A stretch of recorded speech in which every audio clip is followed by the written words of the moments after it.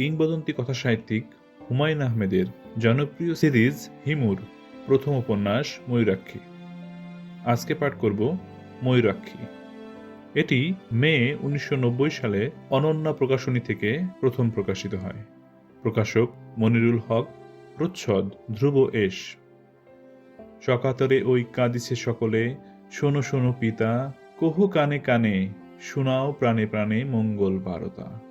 ক্ষুদ্র আশা নিয়ে বাঁচিয়ে সদাই ভাবনা, যা কিছু পায় হারায়ে যায়, না মানে সান্ত্বনা। সুখ আসে দিশে দিশে বেড়ায় কাতরে, মরিচিকা ধরিতে চায় এ মরু প্রান্তরে। ফুরাই বেলা ফুরাই খেলা, সন্ধ্যা হয়ে আসে, কাঁদে তখন আকুল মন, কাঁপে তরাসে। গল্প শুরু করছি। এই ছেলে এই। আমি বিরক্ত হয়ে তাকালাম। আমার মুখ ভর্তি দাড়ি গোঁফ, গায়ে চকচকে হলুদ পাঞ্জাবি। পরপর 3টা পান খেয়েছি বলে ঠোঁট এবং দাঁত লাল হয়ে আছে, হাতে সিগারেট। আমাকে এই ছেলে বলে ডাকার কোনো কারণ নেই। যিনি ডাকছেন তিনি মধ্যবয়স্ক একজন মহিলা, চোখে সোনালি ফ্রেমের চশমা। তার সঙ্গে আমার একটি ব্যাপারে মিল আছে, তিনিও পান খাচ্ছেন। আমি বললাম, আমাকে কিছু বলছেন? তোমার নাম কি টুটুল? আমি জবাব না দিয়ে কিছুক্ষণ চুপচাপ দাঁড়িয়ে রইলাম। এই মহিলাকে আমি আগে কখনো দেখিনি, অথচ তিনি এমন আগ্রহ নিয়ে তাকিয়ে আছেন, মনে হচ্ছে আমি যদি বলি হ্যাঁ আমার নাম টুটুল, তাহলে ছুটে এসে আমার হাত ধরবেন। কথা বলছো না কেন? তোমার নাম কি টুটুল? আমি একটু হাসলাম এই আশায় যেন তিনি ধরতে পারেন আমি টুটুল না। হাসিতে খুব সহজেই মানুষকে চেনা যায়। সব মানুষ একই ভঙ্গিতে কাঁদে, কিন্তু হাসার সময় এক একজন এক এক রকম করে হাসে। আমার হাসি নিশ্চয় ওই টুটুলের হাসির মতো না। আশ্চর্যের ব্যাপার, এই ভদ্রমহিলা আমার হাসিতে আরও প্রতারিত হলেন। চোখ মুখ উজ্জ্বল করে বললেন, ওমা, টুটুলি তো। ভাবছিলাম তিনি আমার দিকে ছুটে আসবেন, তা না করে ছুটে গেলেন রাস্তার ওপাশে পার্ক করা গাড়ির দিকে। আমি শুনলাম তিনি বলছেন, তোকে বলিনি ও টুটুল, তুই তো বিশ্বাস করলি না। ওর হাঁটা দেখে আমি ধরে ফেলেছি, কেমন দুলে দুলে হাঁটছে। ড্রাইভার গাড়ি ঘুরিয়ে রাস্তার এপাশে নিয়ে এলো। ড্রাইভারের পাশের সিটটা খালি। ভদ্রমহিলা আমার দিকে তাকিয়ে বললেন, টুটুল উঠে আয়। আমি উঠে পড়লাম। বাইরে চৈত্র মাসের ঝাঁঝা রোদ। আমাকে যেতে হবে ফার্মগেট। বাসে উঠলে মানুষের গায়ের গন্ধে আমার বমি আসে। কাজেই যেতে হবে হেঁটে হেঁটে। খানিকটা লিফট পাওয়া গেলে মন্দ কি? আমি তো জোর করে গাড়িতে চেপে বসিনি। তাছাড়া আমার চিন্তার সুতা কেটে গেল। ভদ্রমহিলার পাশে বসে থাকা মেয়েটি বলল, মা, এ টুটুল ভাই নয়। আমি ঘাড় ঘুরিয়ে মেয়েটির দিকে তাকিয়ে ঠিক আগের ভঙ্গিতেই হাসলাম। যে হাসি দিয়ে মেয়ের মাকে প্রতারিত করেছিলাম, সেই হাসিতে মেয়েটিকে প্রতারিত করার চেষ্টা করলাম। মেয়ে প্রতারিত হলো না। এই যুগের মেয়েদের প্রতারিত করা খুব কঠিন। মেয়েটি দ্বিতীয়বার আগের চেয়েও কঠিন গলায় বলল, মা, তুমি কাকে তুলেছ? এ টুটুল ভাই নয়, হতেই পারে না, এ অন্য কেউ। ড্রাইভার বারবার সন্দেহজনক চোখে আমার দিকে তাকাচ্ছে। আমি অত্যন্ত ঠান্ডা গলায় বললাম, সামনে চোখ রেখে গাড়ি চালাও, অ্যাক্সিডেন্ট হবে। ড্রাইভার আমার গলা এবং কথা শুনে হতভম্ব হয়ে গেল। সম্ভবত তাকে কেউ তুমি করে বলে না। আমার মতো সাজ পোশাকের মানুষ অবলীলায় তাকে তুমি বলছে, এটা তার পক্ষে হজম করা কঠিন। মেয়ের মা বললেন, আচ্ছা তুমি টুটুল না? না। মেয়েটি কঠিন গলায় বলল, তাহলে টুটুল সেজে গাড়িতে উঠে বসলেন যে? টুটুল সেজে গাড়িতে উঠতে যাব কেন? আপনার মা উঠতে বললেন, উঠলাম। মেয়েটি তীব্র গলায় বলল, ড্রাইভার সাহেব, গাড়ি থামান তো, এনাকে নামিয়ে দিন। যা ভেবেছিলাম তাই। এই ড্রাইভারকে সবাই আপনি করে বলেন। ড্রাইভার মনে মনে হয়তো এরকম হুকুমের জন্য অপেক্ষা করছিল। সে প্রায় সঙ্গে সঙ্গে এই গাড়ি থামিয়ে ফেলল। বড় সাহেবদের মতো ভঙ্গিতে বলল, নামেন। গাড়ি থেকে জোর করে নামিয়ে দেবে, এটা সহ্য করা বেশ কঠিন। তবে এ জাতীয় অপমান সহ্য করা আমার অভ্যাস আছে। আমাকে এবং মজিদকে একবার এক বিয়েবাড়ি থেকে বের করে দিয়েছিল।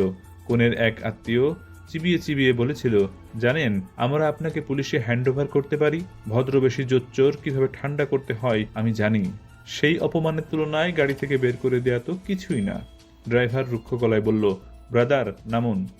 সূর্যের চেয়ে বালি গরম, একেই বলে। আমি ড্রাইভারকে সম্পূর্ণ অগ্রাহ্য করে মেয়েটির দিকে তাকিয়ে বললাম, আমি ফার্ম গেটে যাব, ওইখানে কোনো এক জায়গায় নামিয়ে দিলেই হবে। আমরা ফার্ম গেটের দিকে যাচ্ছি না। কোন দিকে যাবেন? তা দিয়ে আপনার দরকার কি? নামুন বলছি। না নামলে কি করবেন? আমি এইবার ভদ্রমহিলার দিকে তাকিয়ে হাসলাম।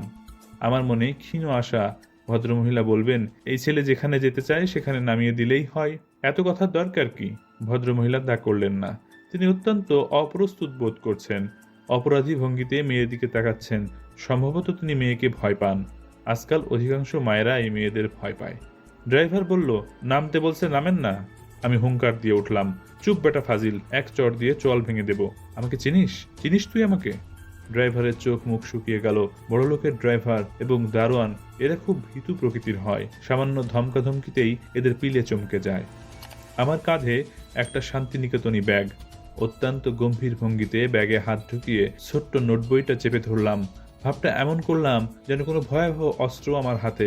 আমি ড্রাইভারের দিকে তাকিয়ে শীতল গলায় বললাম, এই বেটা, গাড়ি স্টার্ট দে। আজ আমি তোর বাপের নাম ভুলিয়ে দেব। ড্রাইভার সঙ্গে সঙ্গে গাড়ি স্টার্ট দিল। এই বেটা দেখছি ভিতর জম, বারবার আমার ব্যাগটার দিকে তাকাচ্ছে। আমি বললাম, সামনের দিকে তাকিয়ে গাড়ি চালা হারামজাদা, অ্যাক্সিডেন্ট করবি। আমি এবার পেছনের দিকে তাকালাম। কড়া গলায় বললাম, আদর করে গাড়িতে তুলে পথে নামিয়ে দেয়া এটা কোন ধরনের ভদ্রতা? ভদ্রমহিলা বা তার মেয়ে দুজনেই কেউ কোনো কথা বলল না। ভয় শুধু ড্রাইভার একা পায়নি, এরা দুজনেও পেয়েছে। মেয়েটাকে শুরুতে তেমন সুন্দর মনে হয়নি, এখন দেখতে বেশ ভালো লাগছে। গাড়ি চড়া মেয়েগুলো সবসময় এত সুন্দর হয় কেন? তবে এই মেয়েটার গায়ের রং আর একটু ফর্সা হলে ভালো হতো। চোখ অবশ্য সুন্দর, এমনও হতে পারে ভয় পাওয়ার জন্য সুন্দর লাগছে। ভীত হরিণীর চোখ যেমন সুন্দর হয়, ভীত তরুণীর চোখও বোধহয় সুন্দর হয়। ভয় পেলেই হয়তো বা চোখ সুন্দর হয়ে যায়। আমি সিগারেট ধরাতে ধরাতে বললাম, গাড়িতে খানিকটা ঘুরবো। জাস্ট ইউনিভার্সিটি এলাকায় একটা চক্কর দিয়ে তারপর যাব ফার্মগেট। কেউ কোনো কথা বলল না। আমি বললাম, গাড়িতে কোনো গান শোনার ব্যবস্থা নেই? ড্রাইভার, ক্যাসেট দাও তো। ড্রাইভার ক্যাসেট চালু করে দিল। ভেবেছিলাম কোনো ইংরেজি গান বোধহয় বাজবে, তা না, নজরুল গীতি। হাই মদিনাবাসী, প্রেমে ধরো হাত মম। ডক্টর অঞ্জলি ঘোষের গাওয়া। এই গানটা আমার পছন্দ। রূপাদের বাসায় শুনেছি। গানটায় আলাদা এক ধরনের মজা আছে, কেমন জানি কাওয়ালি কাওয়ালি ভাব। গাড়ি আচমকা ব্রেক কষে থেমে গেল। আমি কিছু বুঝবার আগেই ড্রাইভার হুট করে নেমে গেল। তাকে যতটা নির্বোধ মনে হয়েছিল, দেখা যাচ্ছে সে ততটা নির্বোধ নয়। সে গাড়ি থামিয়েছে মোটর সাইকেলে বসে থাকা একজন পুলিশ সার্জনের গা ঘেঁষে। চোখ বড় বড় করে কি সব বলছে। অঞ্জলি ঘোষের গানের কারণে তার কথা বোঝা যাচ্ছে না। পুলিশ সার্জেন্ট আমার জানালার কাছে এসে বলল, নামুন তো। আমি নামলাম। দেখি ব্যাগে কি আছে। আমি দেখালাম। একটা নোট বই, 2টা বল পয়েন্ট, শীষ ভাঙা পেন্সিল, 5 টাকা দিয়ে কেনা এক প্যাকেট চিপস। পুলিশ সার্জেন্ট ভদ্রমহিলার দিকে তাকিয়ে বললেন, আপনি কি এর বিরুদ্ধে কোনো ফর্মাল কমপ্লেইন করতে চান? ভদ্রমহিলা তার মেয়ের দিকে তাকালেন। মেয়েটি বলল, অবশ্যই চাই। আমি জাস্টিস এম সোবহান সাহেবের মেয়ে। এই লোক আমাদের ভয় দেখাচ্ছিল, মাস্তানি করছিল। আপনাদের কমপ্লেইন থানায় করতে হবে। রমনা থানায় চলে যান। এখন তো যেতে পারবো না, এখন আমরা একটা কাজে যাচ্ছি। কাজ সেরে আসুন, আমি একে রমনা থানায় হ্যান্ডওভার করে দেব। আসামির নাম জানেন তো? না। পুলিশ সার্জেন্ট আমার দিকে তাকিয়ে বলল, এই, তোর নাম কি? আমি স্তম্ভিত হয়ে গেলাম। যে শুরুতে আমাকে আপনি বলছে, এখন সুন্দর একটা মেয়ের সামনে তুই করে বলছে। এই তোর নাম বল। আমি উদাস গলায় বললাম, আমার নাম টুটুল। পুলিশ সার্জেন্ট ভদ্রমহিলার দিকে তাকিয়ে বলল, ভুয়া নাম দিচ্ছে। যাই হোক, এই নামে বুকিং হবে। হারামজাদারা ইদানিং শিয়ানা হয়েছে, কিছুতেই কারেক্ট নাম বলবে না, ঠিকানা তো বলবেই না। বিশাল কালো গাড়ি হুশ করে বের হয়ে গেল। ফার্মগেট যাওয়া আমার বিশেষ দরকার। ইন্দিরা রোডে আমার বড় ফুপুর বাসায় দুপুরে খাওয়ার কথা। সেই খাওয়া মাথায় উঠল। সার্জেন্ট আমাকে ছাড়বে না, রমনা থানায় চালান করবে বলাই বাহুল্য। জাস্টিসের নাম শুনেছে, বড় কারোর নাম শুনলে এদের হুঁশ থাকে না। আমি এক প্যাকেট সিগারেট কিনে ফেললাম। হাজতে থাকতে হলে সঙ্গে সিগারেট থাকা ভালো। আমার ধারণা ছিল সার্জেন্ট তার মোটরসাইকেলের পেছনে আমাকে বসিয়ে থানায় নিয়ে যাবে। তা করল না। আজকাল পুলিশ খুব আধুনিক হয়েছে। পকেট থেকে ওয়াকি টকি বের করে কি বলতেই পুলিশের জিপ এসে উপস্থিত। অবিকল হিন্দি মুভি। সম্পূর্ণ নিজের বোকামিতে দাওয়াত খাওয়ার বদলে থানায় যাচ্ছি। মেজাজ খারাপ হওয়ার কথা। আশ্চর্যের ব্যাপার, খারাপ হচ্ছে না, বরং মজা লাগছে। অঞ্জলি ঘোষের গানের পুরোটা শোনা হলো না, এই জন্য অবশ্য একটু আফসোস হচ্ছে। হাই মদিনাবাসী বলে চমৎকার টান দিচ্ছিল। থানার ওসি সাহেবের চেহারা বেশ ভালো, মেজাজও বেশ ভালো, সেই নিস্মকার। ক্রমাগত বেনসন অ্যান্ড হেজেস ট্রেনে যাচ্ছে। বাজারে এখন 70 টাকা করে প্যাকেট যাচ্ছে। দিনে 3 প্যাকেট করে হলে মাসে কত হয়? 210 গুণন 30, 6030। একজন ওসি সাহেব বেতন কত পান? এক ফাঁকে জেনে নিতে হবে। ওসি সাহেব শুরুতে প্রশ্ন করেন ভাব বাচ্চে, শুরুর কয়েকটি প্রশ্নে জেনে নিতে চেষ্টা করেন আসামি কোন সামাজিক অবস্থায় আছে। তার উপর নির্ভর করে আপনি, তুমি বা তুই ব্যবহৃত হয়। ওসি সাহেব বললেন, কি নাম? চৌধুরী খালেকুজ্জামান, ডাকনাম টুটুল। কি করা হয়? সাংবাদিকতা করি। কোন পত্রিকায়? বিশেষ কোনো পত্রিকার সঙ্গে জড়িত নই, ফ্রিল্যান্স সাংবাদিকতা, যেখানে সুযোগ পাই ঢুকে পড়ি। টুটুল চৌধুরী এই নামে লেখাছাপা হয়। হয়তো আপনার চোখে পড়েছে, পুলিশের উপর একটা ফিচার করেছিলাম। কি ফিচার? ফিচারের শিরোনাম হচ্ছে একজন পুলিশ সার্জেন্টের দিনরাত্রি, সকাল থেকে সন্ধ্যা পর্যন্ত তাকে কি কি করতে হয় তাই ছিল বিষয়। অবশ্যই এক ফাঁকে খুব ড্যামেজিং কয়েকটা লাইন ঢুকিয়ে দিয়েছিলাম। যেমন বলেছিলাম, এই পুলিশ সার্জেন্ট তার একটি কর্মমুখর দিনে 3 প্যাকেট বেনসন অ্যান্ড হেজেস পান করেন। তিনি জানিয়েছেন টেনশন দূর করতে এটা তার প্রয়োজন। অবশ্যই তিনি খুব টেনশনের জীবনযাপন করেন। এই বাজারে দিনে 3 প্যাকেট করে বেনসন খেলে মাসে 2300 টাকার প্রয়োজন। আমাদের জিজ্ঞাস্য, তার বেতন কত? ওসি সাহেব ভুরু কুঁচকে আমার দিকে তাকালেন। আমি হাসি মুখে বললাম, শেষের লাইন 3টা ছাপা হয়নি, এডিটর সাহেব কেটে দিয়েছেন। পুলিশের বিরুদ্ধে কেউ কিছু ছাপতে চায় না। ওসি সাহেব শুকনো গলায় বললেন, আপনার বিরুদ্ধে অভিযোগ কি? আমি স্বস্তির নিঃশ্বাস ফেললাম। যাক, আপনি করে বলছে, সামাজিক স্বীকৃতি পাওয়া গেল।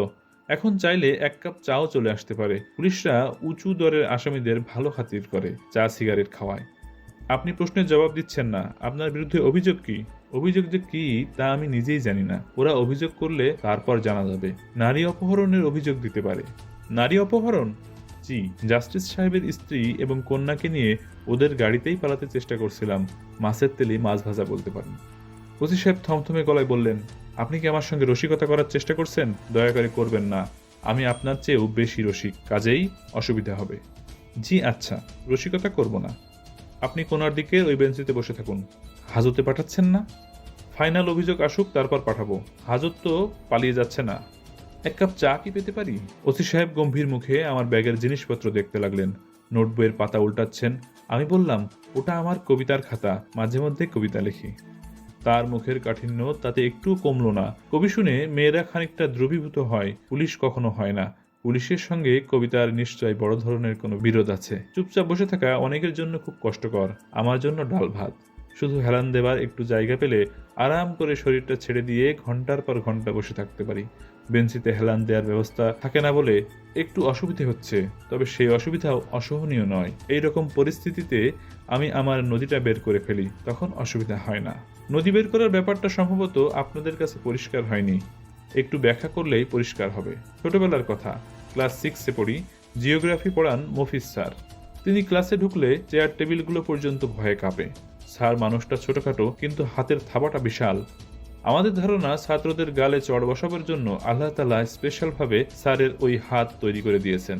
স্যারের চড়েরও নানান নাম ছিল, রামচড়, শ্যামচড়, যদুচড়, মধুচড়। এর মধ্যে সবচেয়ে কঠিন হচ্ছে রামচড়, সবচেয়ে নরমটা হচ্ছে মধুচড়। স্যার সেদিন পড়াচ্ছেন বাংলাদেশের নদ নদী। ক্লাসে ঢুকেই আমার দিকে আঙুল বাড়িয়ে বললেন, এই একটা নদীর নাম বলতো, চট করে বল। মফিজ স্যার কোনো প্রশ্ন করলে কিছুক্ষণের জন্য আমার মাথাটা পুরোপুরি ফাঁকা হয়ে যায়। কান ভো ভো করতে থাকে। মনে হয় মাথার খুলির ভেতর জমে থাকা কিছু বাতাস কানের পর্দা ফাটিয়ে বের হয়ে যাচ্ছে।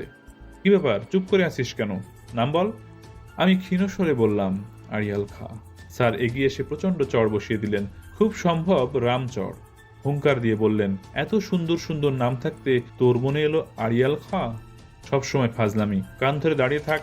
আমি কানে ধরে সারাটা ক্লাস দাঁড়িয়ে রইলাম। ঘন্টা পড়ার মিনিট 5 আগে পড়ানো শেষ করে স্যার চেয়ারে গিয়ে বসলেন। আমার দিকে তাকিয়ে বললেন, কাছে আয়। আরেকটি চড় খাবার জন্য আমি ভয়ে ভয়ে স্যারের কাছে এগিয়ে গেলাম। তিনি বিষণ্ণ গলায় বললেন, এখনো কানে ধরে আছিস কেন? হাত নামা। আমি হাত নামালাম। স্যার ক্ষমা চাওয়ার ভঙ্গিতে বললেন, তোকে শাস্তি দেওয়াটা অন্যায় হয়েছে, খুবই অন্যায়। তোকে নদীর নাম বলতে বলেছি, তুই বলেছিস আয়, আরো কাছে আয়, তোকে আদর করে দিই। স্যার এমন ভঙ্গিতে মাথা এবং পিঠে হাত বোলাতে লাগলেন যে আমার চোখে পানি এসে গেল। স্যার বিব্রত গলায় বললেন, আমি তোর কাছ থেকে সুন্দর একটা নদীর নাম শুনতে চেয়েছিলাম, আর তুই বললি আড়িয়াল খা। আমার মেজাজটা গেল খারাপ হয়ে। আচ্ছা, এখন সুন্দর একটা নদীর নাম বল। আমি শার্টের হাতায় চোখ মুছতে মুছতে বললাম, ময়ূরাক্ষী। ময়ূরাক্ষী? এই নাম তো শুনিনি। কোথাকার নদী? জানি না স্যার। এই নামে আসলেই কি কোনো নদী আছে? তাও জানি না স্যার। তার হালকা গলায় বললেন, আচ্ছা থাক, না থাকলে নেই। এটা হচ্ছে তোর নদী, যা জায়গায় গিয়ে বস। এমনিতেই তোকে শাস্তি দিয়ে আমার মনটা খারাপ হয়েছে, তুই তো দেখি কেঁদে কেঁদে আমার মন খারাপটা বাড়াচ্ছিস। আর কাঁদিস না। এই ঘটনার প্রায় বছর তিনেক পর ক্যান্সারের দীর্ঘদিন রোগ ভোগার পর মফিজ স্যার মারা যান। মৃত্যুর কয়েকদিন আগে স্যারকে দেখতে গিয়েছি। নোংরা একটা ঘরে নোংরা বিছানায় স্যার শুয়ে আছেন। মানুষ না, যেন কফিন থেকে বের করা মিশরের মমি। স্যার আমাকে দেখে খুব খুশি হলেন। উঁচু গলায় তার স্ত্রীকে ডাকলেন, ওগো, এই ছেলেটাকে দেখে যাও। এই ছেলের একটা নদী আছে, নদীর নাম ময়ূরাক্ষী। স্যারের স্ত্রী আমার প্রতি কোনো রকম আগ্রহ দেখালেন না, মুখ ঘুরিয়ে চলে গেলেন। স্যার সেই অনাদর পুষিয়ে দিলেন, দুর্বল হাতে টেনে তার পাশে বসালেন। বললেন, তোর নদীটা কেমন বলতো? আমি নিচু গলায় বললাম, আমি স্যার কিছু জানি না, দেখিনি কখনো। তবু বল শুনি, বানিয়ে বানিয়ে বল। আমি লাজুক গলায় বললাম, নদীটা খুব সুন্দর। আরে গাধা, নদী তো সুন্দর হবেই, অসুন্দর নদী বলে কিছু নেই। আরো কিছু বল। আমি বলার মতো কিছু পেলাম না, চুপচাপ বসে রইলাম। স্যার যেদিন মারা যান সেই রাত্রিতে আমি প্রথম ময়ূরাক্ষী নদীটা স্বপ্নে দেখি। ছোট্ট একটা নদী, তার পানি কাচের মতো স্বচ্ছ, নিচের বালিগুলি পর্যন্ত স্পষ্ট দেখা যায়। নদীর দুধারে দুর্বা ঘাসগুলো কি সবুজ, কি কোমল। নদীর ওই পাড়ে বিশাল ছায়াময় একটা পাকুড় গাছ, সেই গাছে বিষণ্ণ গলায় একটা ঘুঘু ডাকছে। সেই ডাকে এক ধরনের কান্না মিশে আছে। নদীর ধার ঘেঁষে পানি ছিটাতে ছিটাতে ডোরা কাটা সবুজ শাড়ি পরা একটা মেয়ে ছুটে যাচ্ছে। আমি শুধু এক ঝলক তার মুখটা দেখতে পেলাম। স্বপ্নের মধ্যেই তাকে খুব চেনা, খুব আপন মনে হলো, যেন কত দীর্ঘ শতাব্দী এই মেয়েটির সঙ্গে কাটিয়েছি। ময়ূরাক্ষী নদীকে একবার আমি স্বপ্নে দেখি। নদীটা আমার মনের ভেতর পুরোপুরি গাঁথা হয়ে যায়। তারপর অবাক হয়ে লক্ষ্য করি, কোথাও বসে একটু চেষ্টা করলেই নদীটা আমি দেখতে পাই। তার জন্যে আমাকে কোনো কষ্ট করতে হয় না, চোখ বন্ধ করতে হয় না, কিছু না। একবার নদীটা বের করে আনতে পারলে সময় কাটানো কোনো সমস্যা না। ঘন্টার পর ঘন্টা আমি নদীর তীরে হাঁটি, নদীর হিমশীতল জলে পা ডুবিয়ে বসি, শরীর জুড়িয়ে যায়। ঘুঘুর ডাকে চোখ ভিজে ওঠে। ঘুমুচ্ছেন নাকি? আমি চোখ মেললাম, চারিদিকে অন্ধকার। আরে সর্বনাশ, এতক্ষণ পার করেছি। ওসি সাহেব বললেন, যান, চলে যান। জাস্টিস সাহেবের বাসা থেকে টেলিফোন করেছিল, ওরা কোনো চার্জ আনবে না। You are free to go. Justice সাহেব নিজেই টেলিফোন করেছিলেন? না, তার মেয়ে। মেয়েটা কি বলল, দয়া করে বলবেন? বলল ধমক ধমক দিয়ে ছেড়ে দিতে। তাহলে দয়া করে ধমক ধমক দিন, তারপর যায়। ওসি সাহেব হেসে ফেললেন। পুলিশের যে একেবারে রসবোধ নেই সেটা ঠিক না। আমি উঠে দাঁড়াতে দাঁড়াতে বললাম, মেয়েটা কি তার নাম আপনাকে বলেছে? হ্যাঁ, বলেছে, মীরা কিংবা মিরু এই জাতীয় কিছু। আপনি কি নিশ্চিত যে সে জাস্টিস এম সোভান সাহেবের মেয়ে? অন্য কেউ তো হতে পারে। আপনি একটা উড়ো টেলিফোন কল পেয়ে আমাকে ছেড়ে দিলেন, তারপর জাস্টিস সাহেব ধরবেন আপনাকে, আইনের প্যাচে ফেলে অবস্থা কাহিল করে দেবেন। হয় আপনি জানতো। আর শোনেন, একটা উপদেশ দিই, পুলিশের সঙ্গে এত মিথ্যা কথা বলবেন না। মিথ্যা বলবেন ভালো মানুষদের কাছে, যা বলবেন তারা তাই বিশ্বাস করবে। পুলিশ কোনো কিছু বিশ্বাস করে না, খোঁজ খবর করে। আপনি আমার সম্পর্কে খোঁজ খবর করেছেন? হ্যাঁ, সংবাদপত্রের অফিসগুলোতে খোঁজ নিয়েছি, জেনেছি টুটুল চৌধুরী নামে কোনো ফ্রিল্যান্স সাংবাদিক নেই। আপনি কি আমার মুসলেকা ফুসলেকা এইসব কিছু নেবেন না? না, এখন দয়া করে বিদায় হন। আপনারা গাড়ি করে আমাকে নিয়ে এসেছিলেন, আমি কি আশা করতে পারি না আবার গাড়ি করে নামিয়ে দিয়ে আসবেন? কোথায় যাবেন? Farm Gate. চলুন, নামিয়ে দেব। আমি হাসি মুখে বললাম, আপনার এই ভদ্রতার কারণে কোনো একদিন হয়তো আমি আপনাকে ময়ূরাক্ষীর তীরে নিমন্ত্রণ করব। ওসি সাহেব বিস্মিত হয়ে বললেন, আপনি কি বললেন বুঝতে পারলাম না। ওইটা বাদ দেন, সবকিছু বুঝে ফেললে তো মুশকিল। ভালো কথা, আপনি ডেইলি ক প্যাকেট সিগারেট খান তা কি জানতে পারি? ওসি সাহেব বললেন, আপনি লোকটা তো ভালো তেদর আছেন, 2 থেকে 2.5 প্যাকেট লাগে। বড় ফুপুর বাসায় দুপুরে যাবার কথা, উপস্থিত হলাম রাত 8টায়। কেউ অবাক হলো না। ফুপুর বড় ছেলে বাদল আমাকে দেখে উল্লাসিত গলায় বলল, হিমুদা এসেছো? থ্যাঙ্কস, অনেক কথা আছে। আজ থাকবে কিন্তু, আই নিড ইউর হেল্প। বাদল এবার ইন্টারমিডিয়েট দেবে, এর আগেও 3বার দিয়েছে। সে পড়াশোনায় খুবই ভালো, এসএসসিতে বেশ কয়েকটা লেটার এবং স্টার মার্ক পেয়েছে। সমস্যা হচ্ছে ইন্টারমিডিয়েটে পরীক্ষা শেষ পর্যন্ত দিতে পারে না। মাঝামাঝি জায়গায় তার এক ধরনের নার্ভাস ব্রেকডাউন হয়ে যায়। তার কাছে মনে হয় পরীক্ষার হল হঠাৎ ছোট হতে শুরু করে, ঘরটা ছোট হয়, পরীক্ষার্থীরাও ছোট হয়, চেয়ার টেবিল সব ছোট হতে থাকে। তখন সে ভয়ে চিৎকার দিয়ে ঘর থেকে বের হয়ে আসে। বাইরে আসা মাত্রই দেখে সব স্বাভাবিক, তখন সে আর পরীক্ষার হলে ঢোকে না, চোখ মুছতে মুছতে বাড়ি চলে আসে। দ্বিতীয়বার পরীক্ষা দেওয়ার সময় অনেক ডাক্তার দেখানো হলো, ওষুধপত্র খাওয়ানো হলো, সেবারও একই অবস্থা। এখন আবার পরীক্ষা দেবে। এবার ডাক্তারের সঙ্গে যুক্ত হয়েছে পীর ফকির। বাদলের গলায়, হাতে, কোমরে নানান মাপের তাবিজ ঝুলছে। এর মধ্যে একটা তাবিজ নাকি জিনকে দিয়ে কোহকাপ নগর থেকে আনানো। কোহকাপ নগরীতে নাকি জিন এবং পরীরা থাকে। আমার বড় ফুপা ঘোর নাস্তিক ধরনের মানুষ এবং বেশ ভালো ডাক্তার। তিনিও কিছু বলছেন না। বাদলেরও দেখি আমার মতো অবস্থা, দাড়ি গোঁফ গজিয়ে হুলস্থুল, লম্বা লম্বা চুল। সে হাসি খুশি গলায় বলল, হিমুদা, পড়াশোনা করছি, খাওয়া দাওয়া শেষ করে আমার ঘরে চলে আসবে। পড়াশোনা কেমন হচ্ছে? হেভি হচ্ছে। একই জিনিস ৩-৪ বছর ধরে পড়ছি তো একেবারে ভাজা ভাজা হয়ে গেছে। হিমু ভাই, তুমি এমন ডার্ক হলুদ কোথায় পেলে? গাউছিয়ায়। ফাইন দেখাচ্ছে, সন্ন্যাসী সন্ন্যাসী লাগছে। সন্ন্যাসী উপগুপ্ত। মথুরাপুরীর প্রাচীরের নিচে একদা ছিলেন সুপ্ত। যা পড়াশোনা কর, আমি আসছি। কি আর পড়াশোনা করব, সব তো ভাজা ভাজা। তবু আরেকবার ভেজে ফেল, কড়া ভাজা হবে। বাদল শব্দ করে হেসে উঠল। সেই হাসি হেঁচকির মতো চলতেই থাকলো। আমি অবাক হয়ে তাকিয়ে রইলাম। এই ছেলের অবস্থা দেখি দিন দিন খারাপ হচ্ছে। এতক্ষণ ধরে কেউ হাসে? ফুপু গম্ভীর মুখে খাবার এগিয়ে দিচ্ছেন। মনে হচ্ছে দুপুরে প্রচুর আয়োজন ছিল, সেই সব গরম করে দেয়া হচ্ছে। পোলাওয়ে টক টক গন্ধ, নষ্ট হয়ে গেছে কিনা কে জানে। আমার পেটে অবশ্য সবই হজম হয়ে যায়। পোলাওটা মনে হচ্ছে হবে না, কষ্ট দেবে। অপু বললেন, রোস্ট আরেক পিস দেব? দাও। এত খাবার দাবারের আয়োজন কি জন্য একবার জিজ্ঞেস করলি না? আমি খাওয়া বন্ধ করে বললাম, কি জন্য? আত্মীয় স্বজন যখন কোনো উপলক্ষে খেতে ডাকে তখন জিজ্ঞেস করতে হয় উপলক্ষটা কি। যখন আসতে বলে তখন আসতে হয়। একটা ঝামেলায় আটকে পড়েছিলাম। উপলক্ষটা কি? রেনকির বিয়ের কথা পাকা হলো। বাহ, ভালো তো। অপু গম্ভীর হয়ে গেলেন। আমি খেয়েই যাচ্ছি। টক গন্ধ পোলাও এত খাওয়া ঠিক হচ্ছে না, সেটাও বুঝতে পারছি। তবুও নিজেকে সামলাতে পারছি না। যা হবার হবে। অপু শীতল গলায় বললেন, একবার তো জিজ্ঞেস করলি না কার সঙ্গে বিয়ে, কি সমাচার? তোমরা নিশ্চয় দেখে শুনে ভালো বিয়েই দিচ্ছ। তুই একবার জিজ্ঞেস করবি না? তোর কোনো কৌতূহলও নাই? আরে কি বলো, কৌতূহল নেই? আসলে এত ক্ষুধার্ত যে কোনো দিকে মন দিতে পারছি না। দুপুরে খাওয়া হয়নি। ছেলে করে কি? Marine engineer. বলো কি, তাহলে তো মালদার পার্টি। অপু রাগী গলায় বললেন, ছোট লোকের মতো কথা বলবি না তো। মালদার পার্টি আবার কি? পয়সাওয়ালা পার্টি, এই বলছি। হ্যাঁ, টাকা পয়সা ভালোই আছে। শর্ট না তো? আমার কেন জানি মনে হচ্ছে একটা শর্ট টাইপের ছেলের সঙ্গে রিনকির বিয়ে হবে। ছেলের হাইট কত? অপুর মুখটা কালো হয়ে গেল। তিনি নিচু গলায় বললেন, হাইট একটু কম। উঁচু জুতা পরলে বোঝা যায় না। বোঝা না গেলে তো কোনো সমস্যা নেই। তাছাড়া বেটে লোক খুব ইন্টেলিজেন্ট হয়। যত লম্বা হয় বুদ্ধি তত কমতে থাকে। আমি এখনো পর্যন্ত কোনো বুদ্ধিমান লম্বা মানুষ দেখিনি, সত্যি বলছি। অপুর মুখ আরো অন্ধকার হয়ে গেল। তখন মনে পড়ল, কি সর্বনাশ, ফুপা নিজেই বিরাট লম্বা, প্রায় 6 ফুট। আজ দেখি একের পর এক ঝামেলা বাঁধিয়ে যাচ্ছি। তুই যাবার আগে তোর ফুপার সঙ্গে কথা বলে যাবি। তোর সঙ্গে নাকি কি জরুরি কথা আছে। No problem. আর রিনকির সঙ্গে কথা বলার সময় জামাই লম্বা কি বেটে এ জাতীয় কোনো কথা বলবি না। বেটে লোকেরা যে জ্ঞানী হয় এই কথাটা ঠিক কায়দা করে বলবো? তোর কিছুই বলার দরকার নেই। ঠিক আছে, ঠান্ডা পেপসি টেপসি থাকলে দাও। তোমরা তো কেউ পান খাও না, কাউকে দিয়ে 3টা পান আনাও তো। রিনকির সঙ্গে দেখা করতে গেলাম। এই মেয়ে 9-10-এ পড়ার সময় রোগাভোগা ছিল, এখন দিন দিন মোটা হচ্ছে।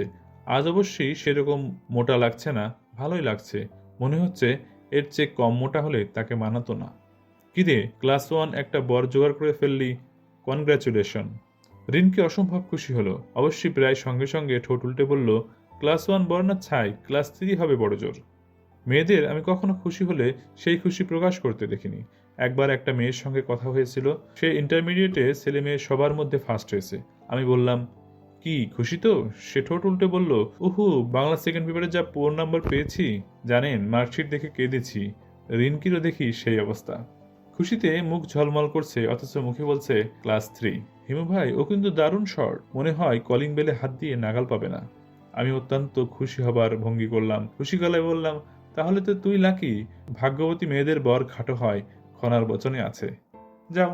সত্যি, খনা বলেছেন, খাটো পেয়ারা ভালো, খাটো স্বামীর মন। তারপর আর কি কি যেন বলেছে, মনে নেই। বানিয়ে বানিয়ে কি যে মিথ্যা তুমি বলো। এই স্বরটা তুমি এক্ষুনি বানালে, তাই না? হুম। কেন বানালে বলো তো? তোকে খুশি করার জন্য। খুশি করবার দরকার নেই, আমি এমনিতেই খুশি। সেটা তোর মুখ দেখেই বুঝতে পারছি। বর পছন্দ হয়েছে? হুম। তবে খুব বিরক্ত করছে। বিরক্ত করছে মানে? আজই মাত্র কথাবার্তা ফাইনাল হলো, এরই মধ্যে 3 বার টেলিফোন করেছে। তারপর বলেছে রাত 11টার সময় আবার করবে। লজ্জা লাগে না? তার উপর টেলিফোন বাবার ঘরে। বাবা সন্ধ্যে থেকে তার ঘরে বসা আছে। আমি কি বাবার সামনে তার সঙ্গে কথা বলবো? লম্বা তার আছে, তুই টেলিফোন তোর ঘরে নিয়ে আয়। আমি কি করে আনবো? আমার লজ্জা লাগে না? আচ্ছা যা, আমি এনে দিচ্ছি। পরে কিন্তু তুমি এই নিয়ে ঠাট্টা করতে পারবে না। আমি তোমাকে আনতে বলিনি, তুমি নিজ থেকে আনতে চেয়েছো। তা তো বটেই। ওই ভদ্রলোক টেলিফোনে কি বলে? কি আর বলবে, কিছু বলে না। আহা, বল না শুনি। উফ, তুমি বড় যন্ত্রণা করো। আমি কিছু বলতে টলতে পারবো না। রিনকি লজ্জায় লাল নীল হতে লাগলো। মনে হচ্ছে সে এখন তার জীবনের শ্রেষ্ঠ সময়টা কাটাচ্ছে। বড় ভালো লাগছে তার দিকে তাকিয়ে থাকে। রিনকির সঙ্গে আরো কিছুক্ষণ থাকার ইচ্ছা ছিল, থাকা গেল না। ফুপা ডেকে পাঠালেন। ফুপার ঘর অন্ধকার, জিরো পাওয়ারের একটা বাতি জ্বলছে, লক্ষণ সুবিধার না। ফুপার মাঝে মধ্যে মদ্যপানের অভ্যাস আছে। এই কাজটা বেশিরভাগ সময় বাইরেই সারেন, বাসায় ফুপুর জন্য তেমন সুযোগ পান না। ফুপুর শাসন বেশ কঠিন। হঠাৎ হঠাৎ কোনো বিশেষ উপলক্ষে বাসায় মদ্যপানের অনুমতি পান। আজ পেয়েছেন বলে মনে হচ্ছে। মদ্যপান করছে এরকম মানুষের সঙ্গে কথাবার্তা খুব সাবধানে বলতে হয়, কারণ তাদের মুড, মদের পরিমাণ এবং কতক্ষণ ধরে মদ্যপান করা হচ্ছে তার উপর নির্ভর করে। ফুপার তরল অবস্থায় তার সঙ্গে আমার কথাবার্তা বিশেষ হয়নি, কাজেই তরল অবস্থায় তার মেজাজ মর্জি কেমন থাকে তাও জানি না। ফুপা, আসবো? হিমু, আসো। দরজা ভিজিয়ে দাও। তোমার সঙ্গে খুব জরুরি কথা আছে। বসো, সামনের চেয়ারটায় বসো। আমি বসলাম। তিনি গ্লাস দেখিয়ে বললেন, আশা করি এইসব ব্যাপারে তোমার কোনো প্রিজুডিস নাই। জি না। তারপর বলো, কেমন আছো? ভালো? জি। রিনকির বিয়ে ঠিক হয়ে গেল শুনেছো বোধহয়? জি। ছেলে ভালো, তবে খুবই খাটো। আমাদের সঙ্গে এইরকম একটা ছেলে পড়তো, তার নাম ছিল স্ক্রু। এই ছেলেরও নিশ্চয় এই ধরনের কোনো নামটাম আছে। বেটে ছেলের নাম সাধারণত স্ক্রু হয় কিংবা বল্টু হয়। আমি চুপ করে রইলাম। ওপাকে নেশায় ধরেছে বলে মনে হচ্ছে। না ধরলে নিজের জামাই সম্পর্কে এই ধরনের কথা বলতে পারতাম না। আপনার ছেলে পছন্দ হয়নি? আরে পছন্দ হবে কি, মার্বেলের সাইজের এক ছেলে। পছন্দ হয়নি তো বিয়েতে মত দিলেন কেন? আমার মতামতের প্রশ্ন তো ওঠে না। আমি হচ্ছে এই সংসারের টাকা বানানোর মেশিন, এর বেশি কিছু না। আমি কি বলছি না বলছি কেউ জানতে চায় না। তারপরও বলতাম, কিন্তু দেখি মেয়ে এবং মেয়ের মা দুজনেই খুশিতে বাকবাকুম। তার গ্লাস খালি হয়ে গিয়েছিল। তিনি আরো খানিকটা ঢাললেন। আমি তাকিয়ে আছি দেখে বললেন, এটা পঞ্চম পেগ। আমার লিমিট হচ্ছে 7। 7-এর পর লজিক এলোমেলো হয়ে যায়, 7-এর আগে কিছুই হয় না। আমি বললাম, ফুপা 1 মিনিট, আমি টেলিফোনটা রিনকির ঘরে দিয়ে আসি। ও কোথায় যেন টেলিফোন করবে। ফুপা মুখ বিকৃত করে বললেন, কোথায় করবে বুঝতে পারছো না? ওই মার্বেলের কাছে করবে।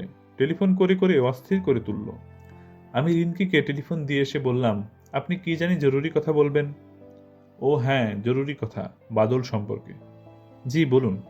ও তোমাকে কেমন অনুকরণ করে সেটা লক্ষ্য করেছো?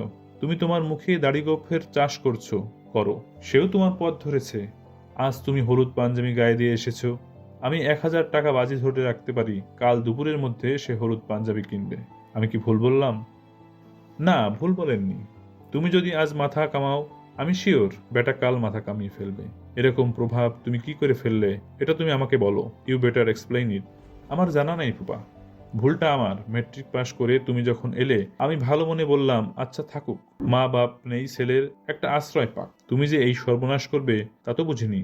বুঝতে পারলে তখনই ঘাড় ধরে বের করে দিতাম। আমি জেনে শুনে কিছু করিনি। তাও ঠিক, জেনে শুনে তুমি কিছু করনি। I do agri. তোমার লাইফস্টাইল তাকে আকর্ষণ করেছে। তুমি ভ্যাগাব্যান্ড না, অথচ তুমি ভাব করো যে তুমি ভ্যাগাব্যান্ড। জ্যোৎস্না দেখানোর জন্য চন্দ্রায় এক জঙ্গলের মধ্যে বাদলকে নিয়ে গেলে, সারা রাত ফেরার নাম নেই। জ্যোৎস্না এমন কি জিনিস যে জঙ্গলে বসে দেখতে হবে? বলো তুমি, তোমার মুখ থেকেই শুনতে চাই। শহরের আলোয় জ্যোৎস্না ঠিক বোঝা যায় না।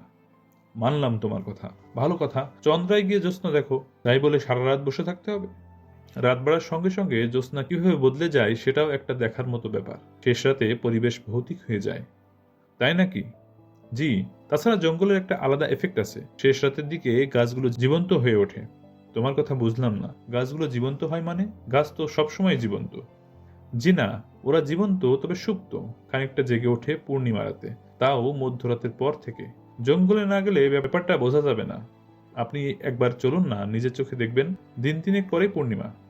দিন তিনেক পরেই পূর্ণিমা? জি। এইসব হিসাব নিকাশ সবসময় তোমার কাছে থাকে? জি। একবার গেলে হয়, বলে ফুপা গম্ভীর হয়ে গেলেন। চোখ বন্ধ করে খানিকক্ষণ ঝিম ধরে বসে রইলেন। তারপর বললেন, তুমি আমাকে পর্যন্ত কনভিন্স করে ফেলেছিলে। মনে হচ্ছিল তোমার সঙ্গে যাওয়া যেতে পারে। অবশ্যই এটা সম্ভব হয়েছে নেশার ঘরে থাকার জন্য। তা ঠিক, কিছু মানুষ ধরেই নিয়েছে তারা যা ভাবছে তা ঠিক। তাদের জগৎটাই একমাত্র সঠিক। এরা রহস্য খুঁজবে না, এরা স্বপ্ন দেখবে না। চুপ করো তো। আমি চুপ করলাম। ফুপা রাগী গলায় বললেন, তুমি ভ্যাগাব্যান্ডের মতো ঘুরবে আর ভাববে বিরাট কাজ করে ফেলেছ। তুমি যে অসুস্থ এটা তুমি জানো? ডাক্তার হিসেবে বলছি, তুমি অসুস্থ। You are a sick man. ফুপা, আপনি নিজেও কিছুটা অসুস্থ হয়ে পড়েছেন, বেশি খাচ্ছেন। আপনি বলেছেন আপনার লিমিট 7, আমার ধারণা এখন 9 চলছে। তোমার কাছে সিগারেট আছে? আছে। দাও। তিনি সিগারেট ধরালেন, খুব খুব করে কাশলেন। ফুপাকে আমি কখনো সিগারেট খেতে দেখিনি, তবে মদ্যপানের সঙ্গে সিগারেটের ঘনিষ্ঠ সম্পর্ক আছে এরকম শুনেছি। হিমু, জি। রাস্তায় রাস্তায় ভ্যাগাবান্ডের মতো ঘুরে তুমি যদি আনন্দ পাও, তুমি অবশ্য তা করতে পারো। It is your life. কিন্তু আমার ছেলেও তাই করবে তা তো হয় না। ও কি তা করছে নাকি? এখনো শুরু করেনি, তবে করবে। 2 বছর তুমি ওর সঙ্গে ছিলে, একই ঘরে ঘুমিয়েছ। এই 2 বছরে তুমি ওর মাথাটা খেয়েছ। তুমি আর এ বাড়িতে আসবে না। জি আচ্ছা, আসবো না। এ বাড়ির ছায়া তুমি মাড়াবে না। ঠিক আছে। এ বাড়ির ত্রিসীমানায় যদি তোমাকে দেখি, তাহলে পিটিয়ে তোমার পিঠের ছাল তুলে ফেলবো। আপনার নেশা হয়ে গেছে ফুপা, পিটিয়ে ছাল তোলা যায় না। আপনার লজিক এলোমেলো হয়ে যাচ্ছে। ফুপার সিগারেট নিভে গেছে। সিগারেটে অনভ্যস্ত লোকজন সিগারেটের আগুন বেশিক্ষণ ধরিয়ে রাখতে পারে না। আমি আবার তার সিগারেট ধরিয়ে দিলাম। ফুপা বললেন, তোমাকে আমি একটা প্রপোজাল দিতে চাই। অ্যাকসেপ্ট করবে কি করবে না ভেবে দেখো। কি প্রপোজাল? তোমাকে একটা চাকরি জোগাড় করে দিই। As a matter of fact আমার হাতে একটা চাকরি আছে। আহামরি কিছু না, তবে তোমার চলে যাবে। বেতন কত? ঠিক জানি না। 3,000-এর কম হবে না, বেশিও হতে পারে। তেমন সুবিধার চাকরি বলে তো মনে হচ্ছে না। ভিক্ষা করে জীবনযাপন করার চেয়ে কি ভালো না? না, ভিক্ষা করে বেঁচে থাকার আলাদা আনন্দ আছে। প্রাচীন ভারতে সাধু সন্ন্যাসীদের সবাই ভিক্ষা করতেন। বাউল সম্প্রদায়ের সাধনার একটি বড় অঙ্গ হচ্ছে ভিক্ষাবৃত্তি। এরা অবশ্য ভিক্ষা বলে না, এরা বলে মাধুকরী। আমার কাছে লেকচার ঝাড়বে না। বা আমি কি তাহলে উঠব? যাও, ওঠো। শুধু একটা জিনিস বলো, যে ধরনের জীবন তুমি যাপন করছো তাতে আনন্দটা কি? যা ইচ্ছা করতে পারার একটা আনন্দ আছে না? যা ইচ্ছা তুমি কি তাই করতে পারবে? অবশ্যই পারবো। বলুন কি করতে হবে? খুন করতে পারবে? কেন পারবো না? খুন করা আসলে খুব সহজ ব্যাপার। সহজ ব্যাপার? অবশ্যই সহজ ব্যাপার, যে কেউ করতে পারে। রোজ কতগুলো খুন হচ্ছে দেখছেন না? খবরের কাগজ খুললেই দেখবেন। আমার তো রোজই একটা দুটো মানুষকে খুন করতে ইচ্ছা করে। Himu, you are a sick man. You are a sick man. আর খাবেন না ফুপা, আপনি মাতাল হয়ে গেছেন। কি করে বুঝলে মাতাল হয়ে গেছি? কি করে বুঝলে? মাতালরা প্রতিটি বাক্য 2 বার করে বলে। আপনিও তাই বলছেন। আপনি বাথরুমে গিয়ে বমির চেষ্টা করুন, বমি করলে ভালো লাগবে। বলে আমি চেয়ার ছেড়ে সরে গেলাম। বমির কথা মনে করিয়ে দিয়েছি, কাজেই ফুপা এখন হুড়হড় করে বমি করবেন। হলেও তাই। তিনি চারিদিকে ভাসিয়ে দিলেন। ওয়াক ওয়াক শব্দে ফুপু ছুটে এলেন। তিনি তার সাজানো ঘরের অবস্থা দেখে স্তম্ভিত। ফুপাকে দেখে মনে হচ্ছে তার নাড়িভুড়ি উল্টে আসছে। হঠাৎ হয়তো দেখব বমির সঙ্গে তার পাকস্থলী বের হয়ে আসছে। সেই দৃশ্য খুব সুখকর হবে না। আমি বারান্দায় চলে এলাম। রিনকি ছুটে এসেছে, বাদলও এসেছে। ফুপা চি চি করে বলছেন, সুরমা আমি মরে যাচ্ছি, ও সুরমা আমি মরে যাচ্ছি। বমি করতে করতে কোনো মাতাল মারা যায় বলে আমার জানা নেই। কাজে আমি রাস্তায় নেমে এলাম, সিগারেট কেনা দরকার। আকাশে মেঘের আনাগোনা, বৃষ্টি হবে কিনা কে জানে। হলে ভালোই হতো। এই বছর এখনো বৃষ্টিতে ভেজা হয়নি। নবধারা জলে স্নান বাকি আছে। সিগারেটের সঙ্গে জর্দা দেয়া 2টো পান কিনলাম। জর্দার নাম সবই পুংলিঙ্গে। দাদা জর্দা, বাবা জর্দা, মা জর্দা, খালা জর্দা এখনো বাজারে আসেনি, যদিও মহিলারাই জর্দা বেশি খান। কোনো একটা জর্দা কোম্পানিকে এই আইডিয়া দিয়ে দেখলে হয়। প্রথমবার ঢোকার সময় ফুপুকে যত গম্ভীর দেখলাম, দ্বিতীয়বার তার চেয়ে বেশি গম্ভীর মনে হলো। ফুপু কোমরে হাত দিয়ে দাঁড়িয়ে। কাজের মেয়ে বালতি আর ঝাঁটা হাতে যাচ্ছে, কাজের ছেলেটির হাতে ফিনাইল। ফুপুর কিছুটা সূচিবায়ুর মতো আছে। আজ সারারাত বোধহয় ধোয়াধুয়ি চলবে। ফুপু বললেন, তুই তাহলে আছিস? আমি ভাবলাম চলে গিয়েছিস। পান কিনতে গিয়েছিলাম। ফুপার অবস্থা কি? অবস্থা কি জিজ্ঞেস করিস? লজ্জা করে না? তোর সামনেই গিলল, তুই একবার না করতে পারলি না? চাকর বাকর আছে, কি লজ্জার কথা। তুই কি আজ এখানে থাকবি? হ্যাঁ। এখানে থাকার তো দরকারটা কি? এত রাতে যাব কোথায়? ফুপু শোবার ঘরের দিকে রওনা হলেন। টেলিফোনে ক্রমাগত রিং হচ্ছে। এগিয়ে গেলাম টেলিফোনের দিকে। রিনকির ঘর পর্যন্ত টেলিফোন নেওয়া যায়নি। তার এত লম্বা নয়। টেলিফোন বারান্দায় রাখা। আমি রিসিভার তুলতেই ওপাশ থেকে উদ্বিগ্ন গলা পাওয়া গেল। এটা কি রিনকিদের বাসা? হ্যাঁ। দয়া করে একটু ডেকে দেবেন? আপনি কে আমি জানতে পারি? এবাড়ির নিয়মকানুন খুব কড়া। অপরিচিত লোক যদি রিনকিকে ডাকে তাহলে রিনকিকে বলা যাবে না। আমি এজাজ। আপনি কি মেরিন ইঞ্জিনিয়ার? জি। আমাকে আপনি চিনবেন না, আমার নাম। আপনি কে তা আমি বুঝতে পারছি, আপনি হচ্ছেন হিমু ভাই। আমি সত্যি সত্যি চমৎকৃত হলাম। এর মধ্যে রিনকি আমার গল্প করে ফেলেছে, এমনভাবে করেছে যে ভদ্রলোক চট করে আমার কয়েকটা বাক্যতেই আমাকে চিনে ফেললেন। ভদ্রলোকের বুদ্ধি তো ভালোই, এমন বুদ্ধিমান একজন মানুষ রিনকির মতো গাধা টাইপের একটা মেয়ের সঙ্গে জীবন কি করে টেনে নেবে কে জানে। Hello, hello. লাইন কি কেটে গেল? না, কাটেনি। আপনি কি হিমু ভাই? হ্যাঁ। রিনকি বলছে আপনার নাকি অলৌকিক সব ক্ষমতা আছে। কিরকম ক্ষমতা? প্রফেটিক ক্ষমতা। আপনি নাকি ভবিষ্যতের কথা বলতে পারেন। আপনি যা বলেন তাই নাকি হয়। আমি চুপ করে রইলাম। এই জাতীয় প্রসঙ্গ এলে চুপ করে থাকাই নিরাপদ। হ্যাঁ না কিছু বললেই তর্কের মুখোমুখি হতে হয়। তর্ক করতে আমার ভালো লাগে না। Hello, hello. লাইনটা ডিস্টার্ব করছে। হ্যালো হিমু ভাই। বলুন। আপনি কি দয়া করে একটু রিনকিকে। ওকে তো দেয়া যাবে না, ও আশেপাশে নেই, বাবার সেবা করছে, উনি অসুস্থ। অসুস্থ? কি বলছেন? সিরিয়াস কিছু? সিরিয়াস বলা যেতে পারে। বলেন কি? আমি কি আসবো? আমি কয়েক মুহূর্ত দ্রুত চিন্তা করে বললাম, আসতে অসুবিধা হবে না তো? না না, অসুবিধা কি? আমার গাড়ি আছে। আকাশের অবস্থা ভালো না, ঝড় বৃষ্টি হতে পারে।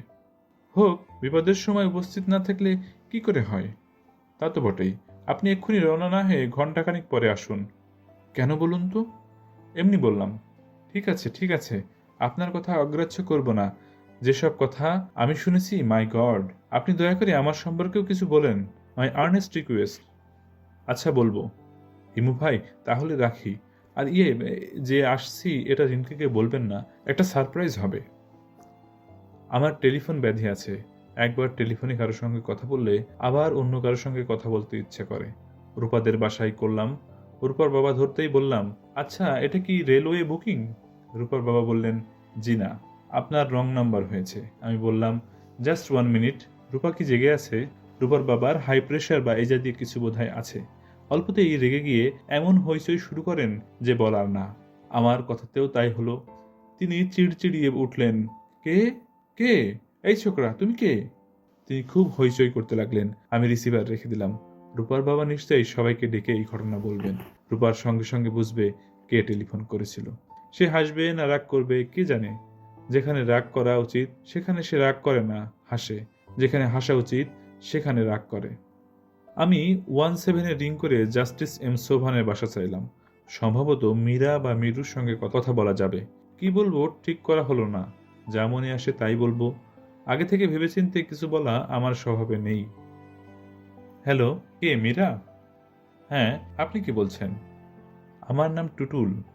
কে? অনেকক্ষণ চুপচাপ কাটলো। মনে হচ্ছে মীরা ঘটনার আকস্মিকতায় বিচলিত। আমার মনে হয় কথা বলবে কি বলবে না বুঝতে পারছে না। ভুলে গেছেন? ওই যে পুলিশের হাতে তুলে দিলেন। কি করেছিলাম আমি বলুন তো? কোত্থেকে টেলিফোন করছেন? হাসপাতাল থেকে। পুলিশ মেরে আমার অবস্থা কাহিল করে দিয়েছে। রক্ত বমি করছিলাম। সে কি কথা, মারবে কেন? পুলিশের হাতে আসামি তুলে দেবেন আর পুলিশ আসামিকে কোলে বসিয়ে মন্ডা খাওয়াবে? আমি তো আপনাদের কোনো ক্ষতি করিনি। গাড়িতে ডেকেছেন, উঠেছি। তাছাড়া আপনারা টুটুল টুটুল করছিলেন, আমার ডাক নামও টুটুল। আপনি কিন্তু বলেছেন আপনার নাম টুটুল নয়। হ্যাঁ বলেছিলাম, কারণ বুঝতে পারছিলাম আপনি অন্য টুটুলকে খুঁজছিলেন, যার কপালে একটা কাটা দাগ। বসে অনেকক্ষণ কোনো কথা শোনা গেল না। অন্ধকারে ঢিল ছুঁড়েছিলাম, মনে হচ্ছে লেগে গেছে। এটা একটা আশ্চর্য ব্যাপার, যা বলি প্রায় সময়ই তা কেমন যেন মিলে যায়।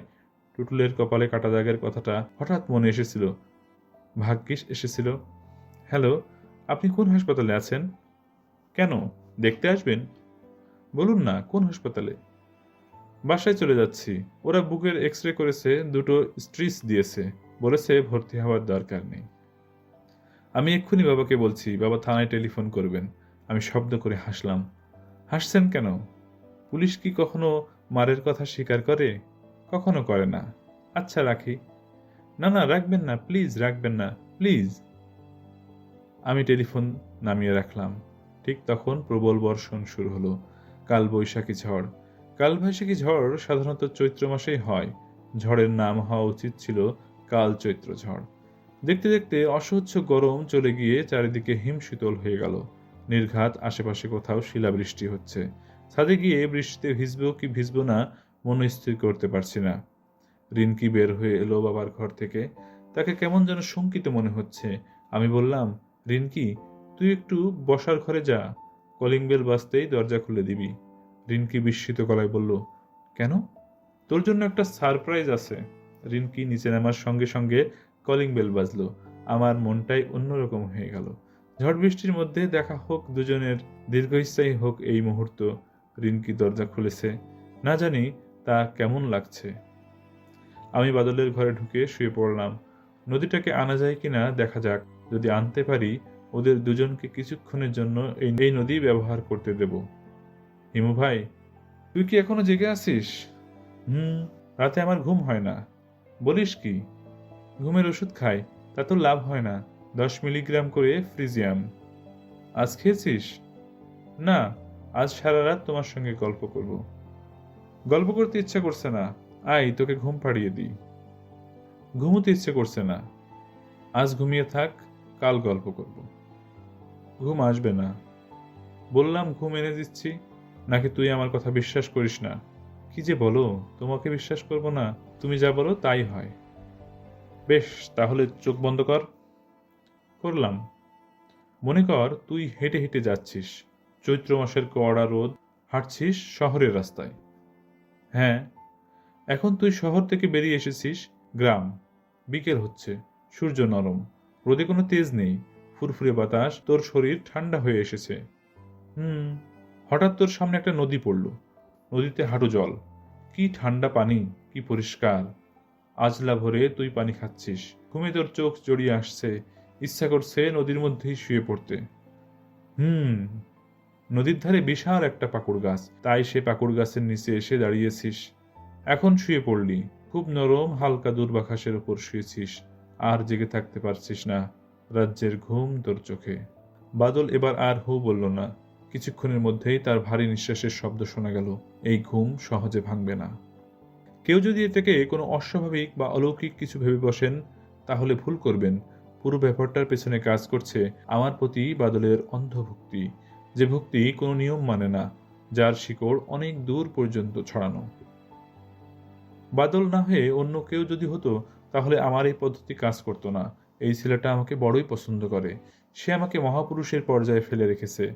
আমি মহাপুরুষ না। আমি ক্রমাগত মিথ্যা কথা বলি।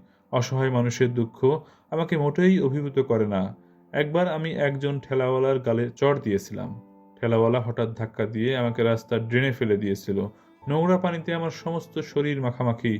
সেই অবস্থাতেই উঠে এসে আমি তার গালে চড় বসালাম।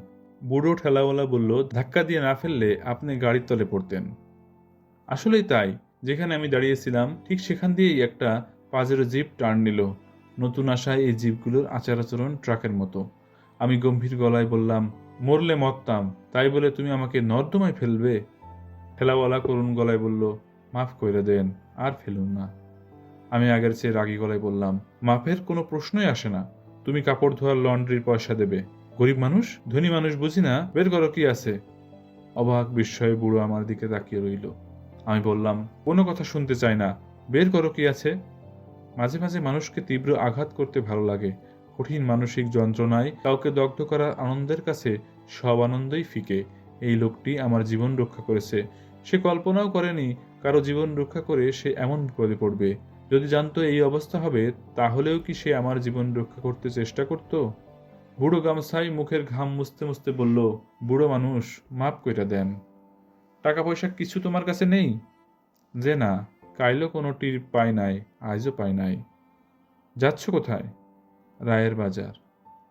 ঠিক আছে, আমাকে কিছু দূর তোমার গাড়িতে করে নিয়ে যাও। এতে খানিকটা হলেও উসুল হবে। আমি তার গাড়িতে উঠে বসলাম। বৃদ্ধ আমাকে টেনে নিয়ে চলল। পেছন থেকে ঠেলছে তার নাতি কিংবা তার ছেলে। এই পৃথিবীর নিষ্ঠুরতায় তারা দুইজনই মর্মাহত। পৃথিবী যে খুবই অকরুণ জায়গা, তা তারা জানে। আমি আরও ভালোভাবে তা জানিয়ে দিচ্ছি। রাস্তায় এক জায়গায় ঠেলাগাড়ি থামিয়ে আমি চা আনিয়ে গাড়িতে বসে বসেই খেলাম। তাকিয়ে দেখি বাচ্চা ছেলেটির চোখ মুখ ক্রোধ আর ঘৃণায় কালো হয়ে গেছে। যে কোনো মুহূর্তে সে ঝাঁপিয়ে পড়বে আমার উপর। আমি তার ভেতর এই ক্রোধ এবং এই ঘৃণা আরও বাড়ুক তাই চাচ্ছি।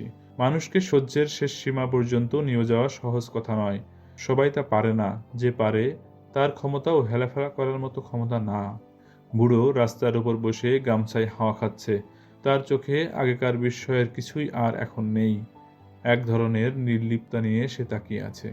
আমি চা শেষ করে বললাম, বুড়ো মিয়া, চলো যাওয়া যাক। আমরা আবার রওনা হলাম। মোটামুটি নির্জন একটা জায়গায় এসে বললাম, থামাও গাড়ি, থামাও, এখানে নামবো। আমি নামলাম। পকেটে হাত দিয়ে মানিব্যাগ বের করলাম। আমার মানিব্যাগ সব সময় খালি থাকে। আজ সেখানে 500 টাকার দুটো চকচকে নোট আছে। মসজিদের টিউশনির টাকা। মসজিদ টাকা পয়সা পাওয়া মাত্রই খরচ করে ফেলে বলে তার টাকা পয়সার সবটাই থাকে আমার কাছে। বুড়ো মিয়া, জি। তুমি আমার জীবন রক্ষা করেছো। কাজটা খুব ভালো করনি। যাই হোক, করে ফেলেছো যখন, এখন তো আর কিছু করার নেই। তোমাকে ধন্যবাদ। দেখি আরও কিছুদিন বেঁচে থাকতে কেমন লাগে। তোমাকে আমি সামান্য কিছু টাকা দিতে চাই। এই টাকাটা আমার জীবন রক্ষা করার জন্য না। তুমি যে কষ্ট করে রোদের মধ্যে আমাকে টেনে টেনে এত দূর আনলে তার জন্য। 500 তোমার, 500 এই ছেলেটার। বুড়ো হতভম্ব হয়ে তাকিয়ে রইল।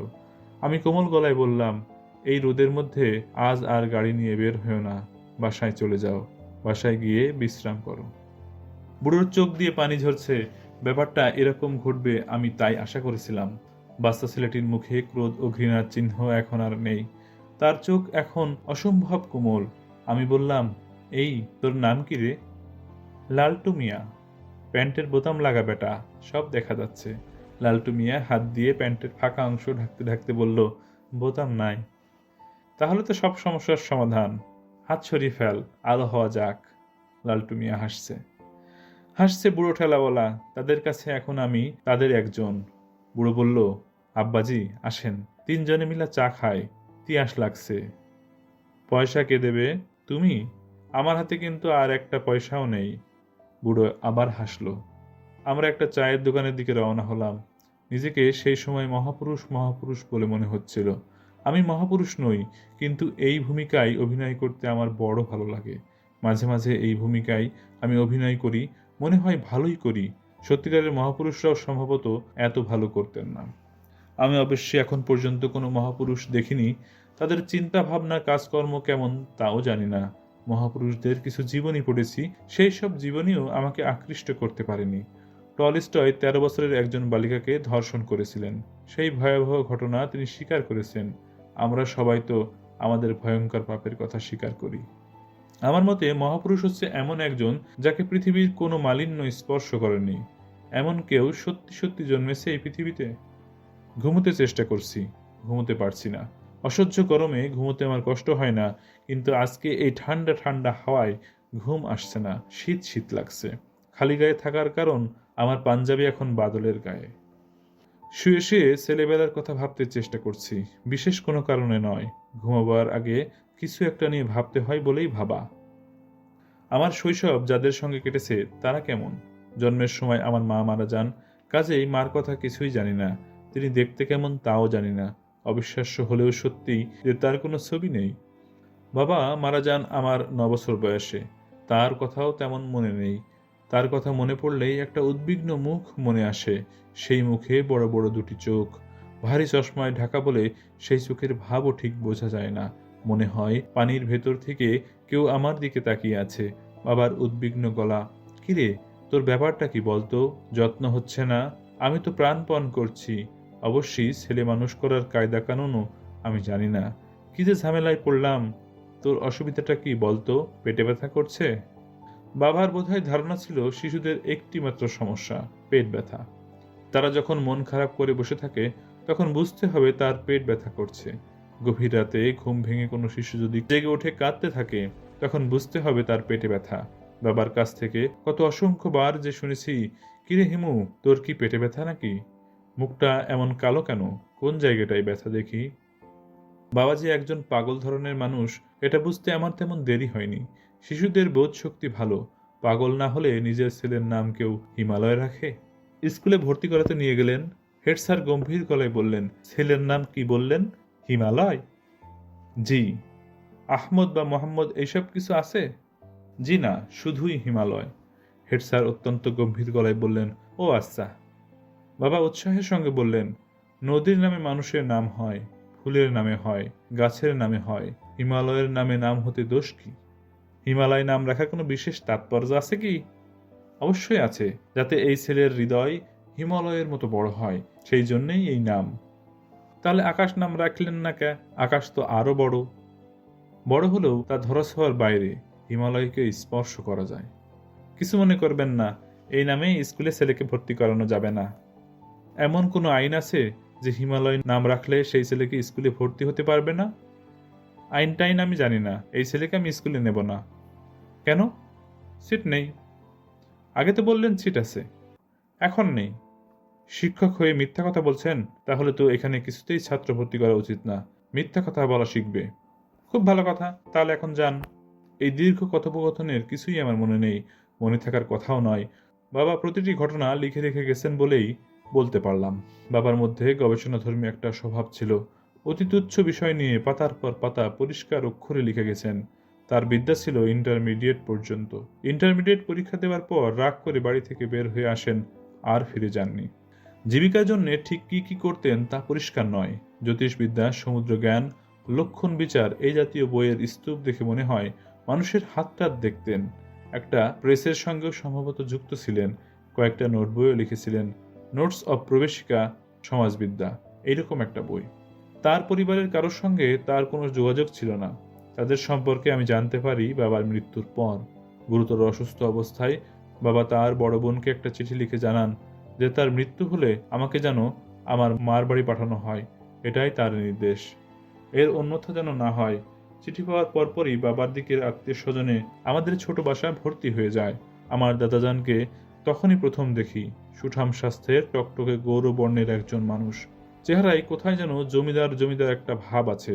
তিনি আমার মরণাপন্ন বাবার হাত ধরে কাঁদো কাঁদো গলায় বললেন, আমার ভুল হয়েছে, আমি বাবা তোর কাছে ক্ষমা চাচ্ছি, যথেষ্ট পাগলামি হয়েছে, আর না।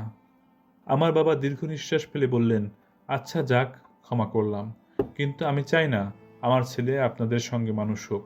ও যাবে তার মামাদের কাছে। তার মামারা কি আমাদের চেয়ে ভালো?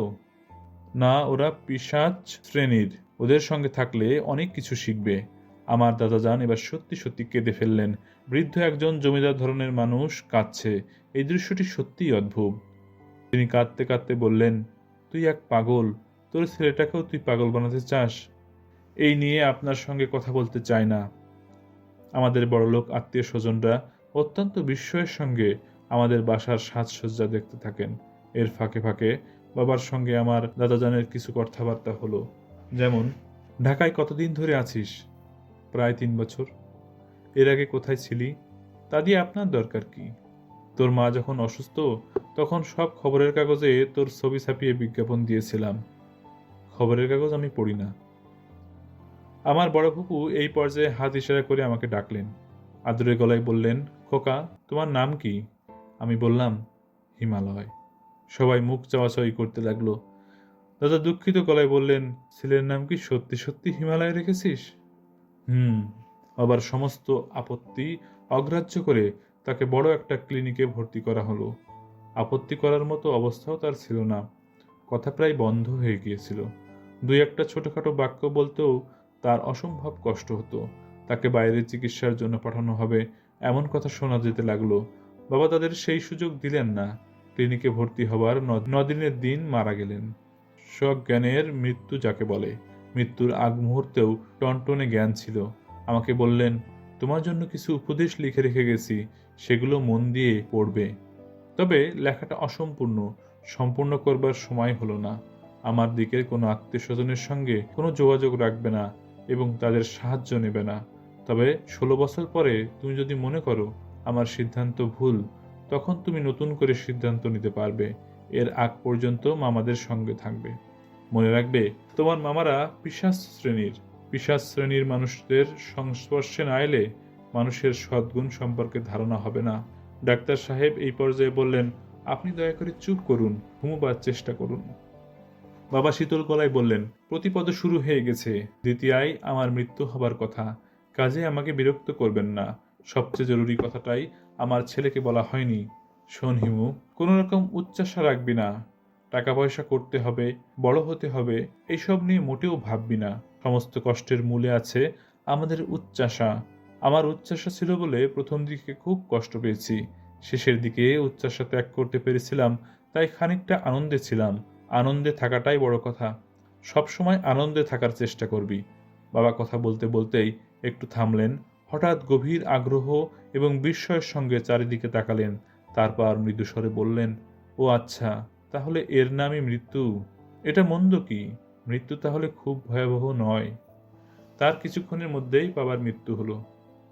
আমি কিছুদিন আমার দাদাজানের সঙ্গে থাকলাম। তিনি আমার প্রসঙ্গে বারবার বিস্ময় প্রকাশ করতে লাগলেন। আরে, এটা কেমন ছেলে? বাবা মরে গেল, এক ফোঁটা চোখের পানি নেই। এ তো দেখি তার বাপের চেয়ে পাগল হয়েছে। এইদিকে আয়, বাপ মা মারা গেলে চোখের পানি ফেলতে হয়। আমি শীতল গলায় বললাম, আমাকে তুই তুই করে বলবেন না। তিনি চোখ বড় বড় করে আমার দিকে তাকিয়ে রইলেন। দাদাজানের বাড়িটা বিশাল। এই বিশাল বাড়ির দোতলায় একটা ঘর আমাকে দেয়া হলো। সেই ঘরে এই বাড়ির ছেলে মেয়েদের জন্য সার্বক্ষণিক প্রাইভেট টিউটর থাকেন। তার নাম কিসমত মোল্লা। তিনি যখন শুনলেন আমি কোনো স্কুলে পড়ি না, এতদিন বাবার কাছে পড়েছি, তখন একবারে আকাশ থেকে পড়লেন। কি পড়েছো বাবার কাছে? ইংরেজি, বাংলা, অঙ্ক, ভূগোল আর নীতিশাস্ত্র। নীতিশাস্ত্রটা কি? কোনটা ভালো, কোনটা মন্দ, কোনটা ন্যায়, কোনটা অন্যায়, এই সব। কি বলছো? কিছুই তো বুঝলাম না। যেমন ধরুন, মিথ্যা বলা মন্দ, তবে আনন্দের জন্য মিথ্যা বলায় অন্যায় নেই। মিথ্যা দিয়ে আমরা সত্যকে চিনতে পারি। বলছো কি এসব? বুঝিয়ে বলো। যেমন ধরুন গল্প, উপন্যাস, এসব মিথ্যা, কিন্তু এসব মিথ্যা দিয়ে আমরা সত্যকে চিনতে পারি। মাস্টার সাহেব চোখ বড় বড় করে তাকিয়ে রইলেন। নিজেকে অতি দ্রুত সামলে নিয়ে বললেন, অমাবস্যা ইংরেজি কি জানো? জানি। অমাবস্যা হলো নিউমুন। বলে নিউমুন, কিন্তু আকাশে তখন চাঁদ থাকে না। মৃন্ময় শব্দের মানে কি?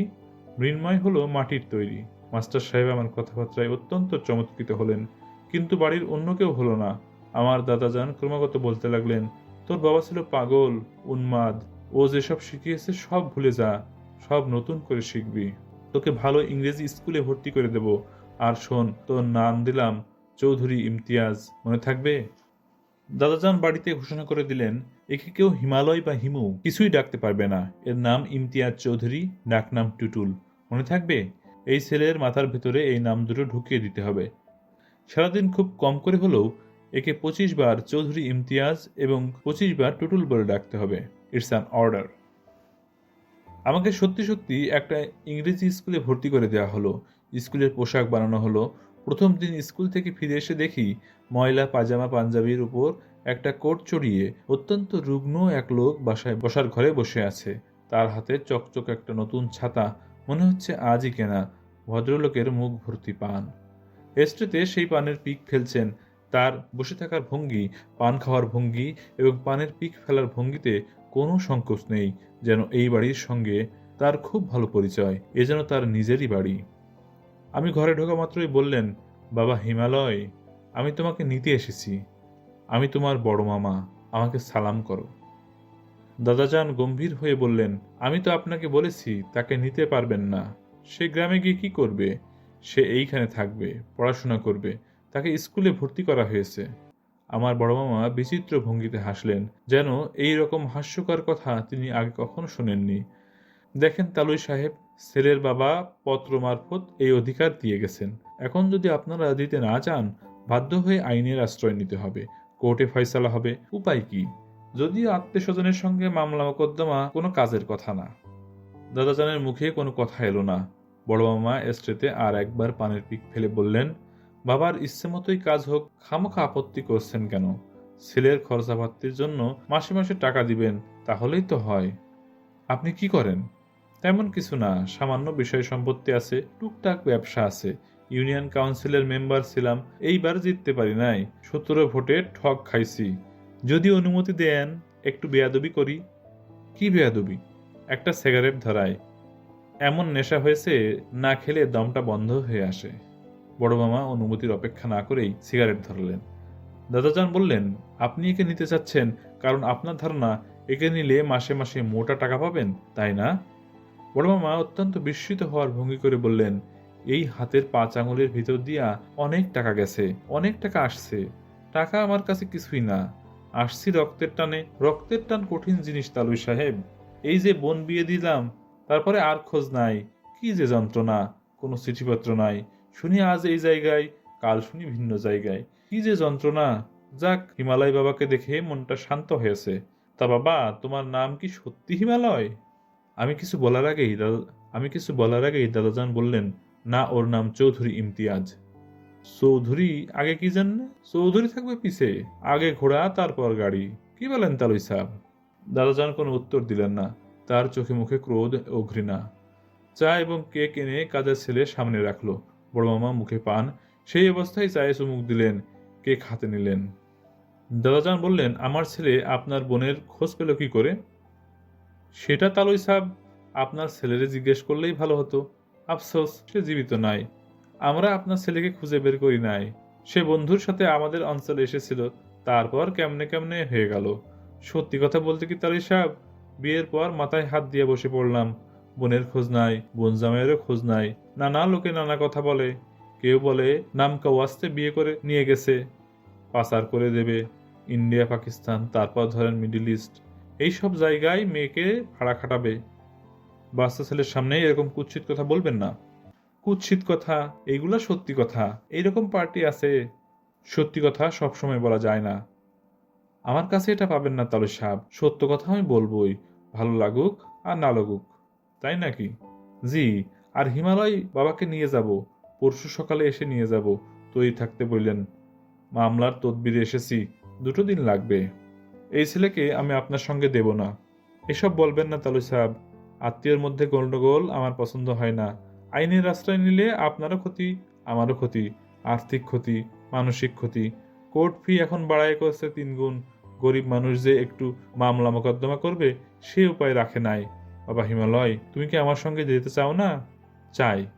এইটা তো বাপের বেটা। আজ তাহলে উঠি তালুই সাহেব। বেয়াদবি যদি কিছু করে থাকি, মাফ করে দিবেন। আপনার পায়ে ধরি। বড় মামা সত্যি সত্যি পা ধরতে এগিয়ে গেলেন। দাদাজান চমকে সরে গেলেন। 2 দিন পর আমি মামার সঙ্গে রওনা হলাম। গন্তব্য ময়মনসিংহের হিরণপুর। আমার বাবা অনেকবারই বলেছেন আমার মামা পিশাচ শ্রেণীর, কাজেই তাদের সম্পর্কে আগে থেকে একটা ধারণা মনের মধ্যে ছিল। আমি বড় মামা এবং অন্য 2 মামার আচার আচরণে মোটেই অবাক হলাম না। মামার বাড়ি উপস্থিত হবার 3য় দিনে একটা ঘটনার কথা বলি। এই ঘটনা থেকে আমার মামাদের মানসিকতার একটা আঁচ পাওয়া যাবে। বড় মামার বাড়িতে 3টা বিড়াল ছিল। এরা খুবই উপদ্রব করত। বড় মামার নির্দেশে বিড়াল 3টাকে ধরা হলো। তিনি বললেন, হাদিসে আছে, বিড়াল উপদ্রব করলে আল্লাহর নামে এদের জবাই করা যায়, তাতে দোষ হয় না। দেখি বড় ছুরিটা বার করো। এই কাজ তো আর কেউ করবে না, আমাকেই করতে হবে। উপায় কি? মামা নিজেই উঠানে 3টা বিড়ালকে জবাই করলেন। এর মধ্যে একটা ছিল গর্ভবতী। ওই বাড়িতে আমার তেমন কোনো অসুবিধা হয়নি। 3 মামা একসঙ্গে স্কুল ঘরের মতো লম্বা একটা টিনের ঘরে থাকতেন। পুরো বাড়িতে ছেলেপুলের বিশাল দল, তাদের জগৎ ছিল ভিন্ন। একসঙ্গে পুকুরে ঝাঁপ দেওয়া, একসঙ্গে সন্ধেবেলা পড়তে বসা, একসঙ্গে স্কুলে যাওয়া, জম্বুরা দিয়ে ফুটবল খেলা, গোল্লা ছুট, খাওয়াও হতো একসঙ্গে। এক মামি ভাত দিয়ে যাচ্ছেন, আর এক মামি দিচ্ছেন 1 হাতা করে তরকারি, 2 হাতা ডাল। চামচে যা উঠে আসে তাই। কেউ বলতে পারবে না আমাকে এটা দাও ওটা দাও, বললেই চামচের বাড়ি। আমাদের মধ্যে মারামারি লেগেই ছিল। এ ওকে মারছে, সে তাকে মারছে। সেসব নিয়ে কোনো নালিশও হচ্ছে না। নালিশ দেয়াই বিপদ আছে। একজন নালিশ দিল, কার বিরুদ্ধে নালিশ, কি সমাচার ভালো মতো শোনাই হলো না। হাতের কাছে যে কয়জনকে পাওয়া গেল, পিটিয়ে লাশ বানিয়ে ফেলা হলো। সত্যিকারের অপরাধী হয়তো শাস্তিও পেল না। আমি এই বিশাল দলের সঙ্গে অবলীলায় মিশে গেলাম। সীমাহীন স্বাধীনতা, যে স্বাধীনতা সচরাচর শিশুরা পায় না। আমরা কি করছি না করছি বড়রা তা নিয়ে মোটেও মাথা ঘামাতো না। একজনের হয়তো জ্বর হয়েছে, সে বিছানায় শুয়ে শুয়ে কু কু করছে, কেউ ফিরেও তাকাচ্ছে না। নিতান্ত বাড়াবাড়ি না হলে ডাক্তার নেই। মাসে একবার নাপিত এসে সব কটা ছেলের মাথা প্রায় মুড়িয়ে মুড়িয়ে দিয়ে ধান নিয়ে চলে যাচ্ছে। কাপড় জামারও কোনো ঠিক ঠিকানা নেই। এ ওরটা পড়ছে, ও তারটা পড়ছে। আমাদের বাড়ি থেকেই আমি মেট্রিক পাশ করি। যে বছর মেট্রিক পাশ করি, বড় মামা সেই বছর মারা যান। তার শত্রুর অভাব ছিল না, বলতে গেলে গ্রামের সবাই ছিল তার শত্রু। এক অন্ধকার বৃষ্টির রাতে কেউ মাছ ধরার কোচ দিয়ে বড় মামাকে গেঁথে ফেলে। বিশাল কোচ, মামার পেট এফোড় ওফোড় হয়ে যায়। কোচের খানিকটা পিঠ ছেদা করে বের হয়ে যায়। উঠানে চাটাই পেতে মামাকে শুইয়ে রাখা হয়। দৃশ্য দেখার জন্য সারা গ্রামের লোক ভেঙে পড়ে। তাকে সদরে নিয়ে যাওয়ার জন্য মহিষের গাড়ির ব্যবস্থা করা হলো। মামা ঠান্ডা গলায় বললেন, এতক্ষণ বাঁচবো না, তোমরা আমাকে থানায় নিয়ে যাও। মরার আগে আমি কারা এই কাজ করছে বলে যেতে চাই। মামা কাউকেই দেখেননি, তবু তিনি মৃত্যুর আগে থানার ওসির কাছে 4 জনের নাম বললেন। তিনি বললেন তার হাতে টর্চ ছিল, তিনি টর্চ ফেলে এদেরকে দেখে ফেলেছেন। ওসি সাহেব মামার দেয়া জবানবন্দি লিখতে লিখতে বললেন, ভাই সাহেব, এই কাজটা করবেন না। ডেথ বেড কনফেশন খুব শক্ত জিনিস, শুধুমাত্র এর উপরই কোর্ট রায় দিয়ে দেয়। নির্দোষ কিছু মানুষকে আপনি জড়াচ্ছেন, এদের ফাঁসি না হলেও যাবজ্জীবন হয়ে যাবে। মামা বললেন, যা বলছি সবই সত্যি। কোরআন মজিদ আনেন, আমি মসজিদে হাত দিয়া বলি। ওসি সাহেব বললেন, তার আর দরকার হবে না, নিন এইখানে সই করুন, এটা আপনার জবানবন্দি। মামা সই করলেন। মারা গেলেন থানাতেই। মরার আগে মেজো মামাকে কানে কানে বললেন, এক ধাক্কায় 4 শত্রু শেষ, কাজটা মন্দ হয় না। 4 শত্রু শেষ করার গাঢ় আনন্দ নিয়ে মামা মারা গেলেন। তবে মৃত্যুর আগে মৌলানা ডাকিয়ে তওবা করলেন। তাকে খুবই আনন্দিত মনে হলো। বড় মামি ব্যাকুল হয়ে কাঁদছিলেন। তাকে ডেকে বললেন, তওবা করে ফেলছি, এখন আর চিন্তা নাই, সব মাফ হয়ে গেল। সরাসরি বেহেশতে দাখিল হবে, খামোখা কান্দ কেন? তওবা সময় মতো করতে না পারলে অসুবিধা ছিল। আল্লাহ পাকের অসীম দয়া, সময় পাওয়া গেছে। কান্দাকাটি না করে আমার কানের কাছে দরুদ পড়ো, কোরআন মাজিদ পাঠ করো। মামার মৃত্যুর পর আমি ঢাকায় চলে এলাম। নতুন জীবন শুরু হলো বড় ফুপুর সঙ্গে। এরই সঙ্গে ময়ূরাক্ষী উপন্যাসের প্রথম অংশটি আমরা শেষ করলাম। পরবর্তী অংশ শোনার আমন্ত্রণ জানিয়ে আজকের মতো এখানেই শেষ করছি। আল্লাহ হাফেজ।